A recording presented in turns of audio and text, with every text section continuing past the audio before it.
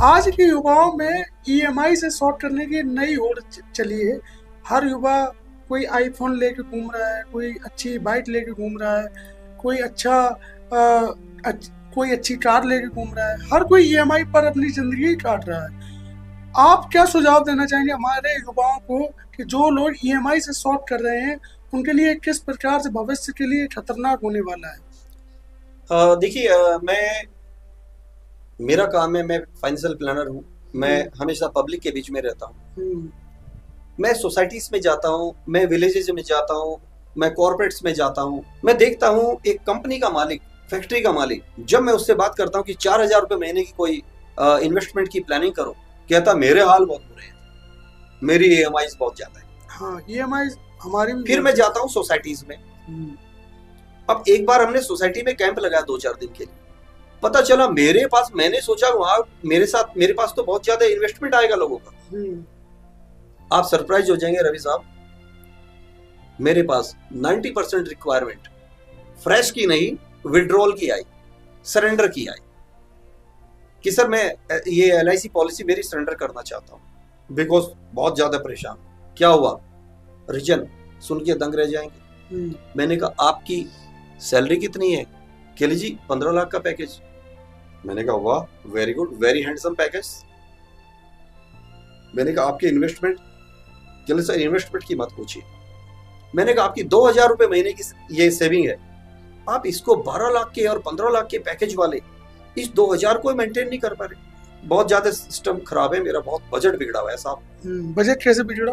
Flat, नया नया career शुरू हुआ, 3 साल हुए, पत्नी ने कहा कि हमारा फ्लैट होना चाहिए। उधर सास ने भी कहा बेटा कुछ अपना कर लो, नहीं करोगे तो पति सारा पैसा अपने माँ बाप के लिए खर्च कर देगा, बहनों की शादी में खर्च कर देगा, तो उसे कहीं ना कहीं किसी न किसी चीज में, ऐसी चीज में अटका दे, सो दैट वो पैसा वहां न जाके इधर जाए।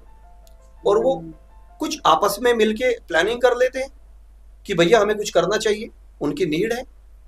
तो मेरा मानना यह है कि सबसे पहले अपने करियर में अपने माँ बाप की जो आपके ऊपर जो पितृ कर्ज है 5-7 साल, उनकी सेवा करो, पितृ कर्ज उतारो।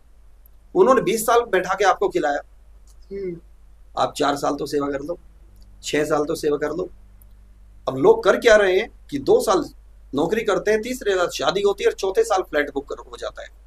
अब फ्लैट बुक करते ही पत्नी कहेगी एसी के बिना मजा नहीं आ रहा है, मजा आती है, बेडरूम में एसी लगता है। अब उसके बाद ड्राइंग रूम में गेस्ट आते हैं, मेरे LED टीवी होनी चाहिए बड़ी, मेरे बहन आती है, मेरे जीजा जी आते हैं, मेरे रिश्तेदार आते हैं। बहुत अजीब लगता है कि उन्हें बेडरूम में ही बैठाना पड़ता है क्योंकि गर्मी बहुत है। एक एसी यहाँ भी लगना चाहिए। अब एक छोटा एसी फिर किचन में भी चाहिए। कुल मिला के एक फ्लैट लेते तो 3-3 एसी का खर्चा पाल लिया और सारे तीनों एसी आ गए आपके ईएमआई पे। ईएमआई बड़ा आसान से तरीका है, वहां जाओ, ये मेरा, ये मेरा, ये मेरा, ये भी उठा लो, ये भी उठा लो, ये भी उठा लो। क्रेडिट कार्ड भी उनके पास है। आज के समय में विदाउट इंटरेस्ट पे ईएमआई मिल रही है। यस, 12-12 महीने पर आप ईएमआई पर कोई भी प्रोडक्ट ले आए और उस पर कोई इंटरेस्ट भी नहीं देना है, और आप प्रोडक्ट कुछ नहीं, आप आधार कार्ड दीजिए, आपको एसी चाहिए, फ्रिज चाहिए, टीवी चाहिए, सब चीज आपको मिल जाएगी। अब होगा क्या, ईएमआई बना ली 3 एसी की, फिर बात आती है चले कार छोटी है, बड़ी होनी चाहिए, इलेक्ट्रिक वाला चाहिए, 18 लाख वाला चाहिए। जब कार उनकी 3 साल पुरानी है, अभी 6 साल और चल सकती थी, उनकी जगह मैं होता तो मैं 6 क्या 8 साल और चलाता। अच्छा, उन्होंने 3 साल में चेंज कर दी, क्यों? पत्नी कह रही है we want that brand, electric बहुत अच्छी है, स्टैंडर्ड है उसका। चलो जी, इलेक्ट्रिक वाली 18 लाख की, उसकी ईएमआई बना दी 40,000 रुपये। अब उसके बाद 40 ये चले गए, ईएमआई 3 ईएमआई वो 4 ईएमआई। उसके बाद देखा एक बाइक भी होनी चाहिए यार, कार में कब तक काम चलेगा। मार्केट में कार बाइक ली तो 80,000 की बाइक आती है, एक स्कूटी भी 60,000 की ली जा सकती थी इलेक्ट्रिक, मगर उन्होंने ली तो बुलेट ली, 3.5 लाख की बुलेट लाके खड़ी कर दी, उसकी भी ईएमआई। अब उसके बाद किराए से बच तो गए, वो किराए से तो बचे फ्लैट में, फ्लैट की भी 60,000 की ईएमआई से गिर गई चारों तरफ से। कुल मिला के 15 लाख की इनकम इक्वल टू माइनस, क्योंकि ईएमआई हर साल एक तो ऐड हो रही है, इनकम उतना मल्टीपल नहीं हो रही है।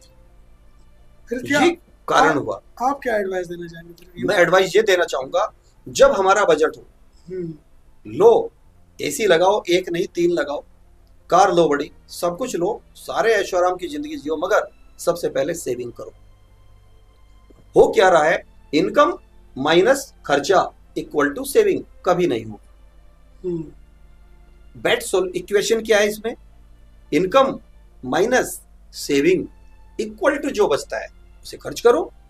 अभी उल्टा ये सेविंग आपको बचाएगी कर्जों से। ये सेविंग आने वाली टाइम की जो नीड है, आज तो ईएमआई में जिंदगी निकल गई, साल 2 साल इसी जद्दोजहद में कि एक ईएमआई, आज इस साल 5 ईएमआई, अगले साल 7, अगले साल 10, इस तरह होते होते एक ईएमआई खत्म होने से पहले दूसरी ईएमआई की तैयारी हो रही। सेविंग कब करेंगे? तो मेरा मानना है कि आप कमाइए, 100 रुपए कमाते हैं, 100 में से 30 रुपया बचाइए फॉर योर फाइनेंशियल नीड, जो फ्यूचर की श्योर इवेंट्स है।